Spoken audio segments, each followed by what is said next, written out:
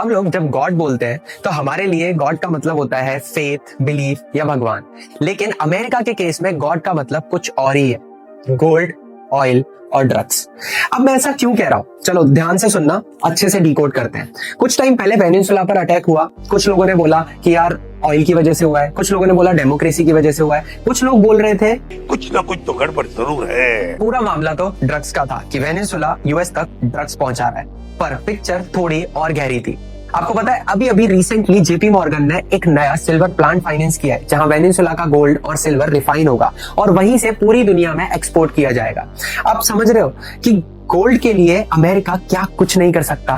इससे साफ पता चलता है कि अमेरिका का गोल्ड के लिए ऑब्सेशन कभी खत्म ही नहीं हो सकता।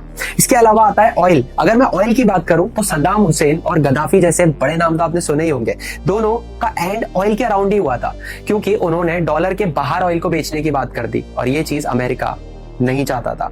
आज भी अमेरिका चाहता है कि ऑयल का जो कंट्रोल है ना वो उसके हाथ में रहे। इसीलिए सऊदी अरेबिया के साथ उसने एक एग्रीमेंट किया, पेट्रो डॉलर एग्रीमेंट, जिसका मतलब था कि अगर ऑयल बिकेगा तो सिर्फ और सिर्फ डॉलर्स में। और अगर मैं बात करूं ड्रग्स की, तो सब जानते हैं कि साउथ अमेरिका, मैक्सिको, कोलंबिया सबसे बड़े हब है ड्रग्स के प्रोड्यूसर्स हैं, जो कि अमेरिका तक ड्रग्स पहुंचाते हैं। तो आप खुद बताओ प्रॉब्लम कहां आ रही है, जब अमेरिका ने खुद इतने सारे ड्रग्स को लीगल कर रखा है, लेकिन इंडिया जैसी कंट्री में मारुआना तक बैन है। अब अगर इन सारी चीजों को जोड़ के देखा जाए तो एक चीज तो सिंपल है कि गॉड का मतलब उनके लिए भगवान नहीं, गोल्ड, ऑयल और ड्रग्स है।